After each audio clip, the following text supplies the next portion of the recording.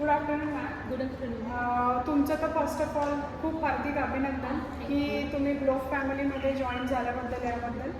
आणि मला फक्त तुमचा हा जेन्युइन फीडबॅक मला हवा होता, त्यासाठी तुमचं जरा 2 मिनटं घेते. तुम्हाला ग्लोफ कसं वाटलं? ग्लोफ प्रोजेक्टचा ओव्हरऑल एक्सपिरियन्स कसा वाटला?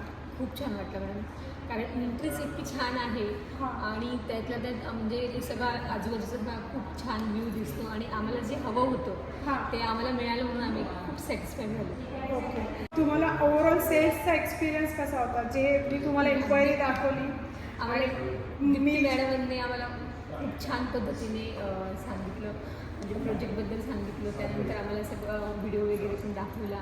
त्याच्यानंतर दुसऱ्या ज्या मॅडम आहेत त्या पण खूप छान आहेत, कोऑपरेटिव्ह आहेत सगळे, खूप छान आहेत. आणि ओव्हरऑल म्हणजे तुम्हाला कन्स्ट्रक्शन क्वालिटी कशी वाटली इथली ग्लोबची? सर तुम्ही सांगा काय.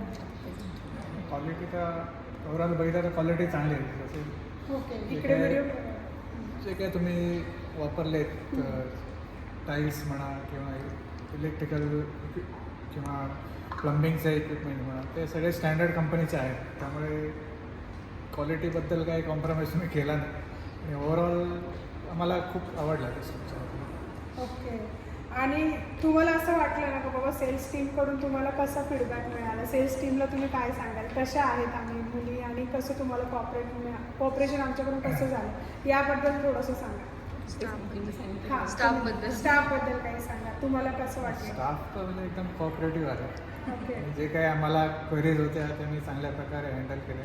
ओके. आणि सॅटिस्फाईड झालो.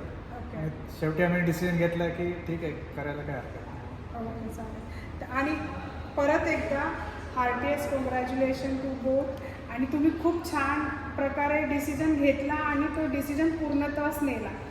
त्याच्यासाठी तुमचं हार्टिएस्ट कॉंग्रॅच्युलेशन आणि हार्दिक अभिनंदन whole heartedly. Thank you ma'am. Congress ma'am.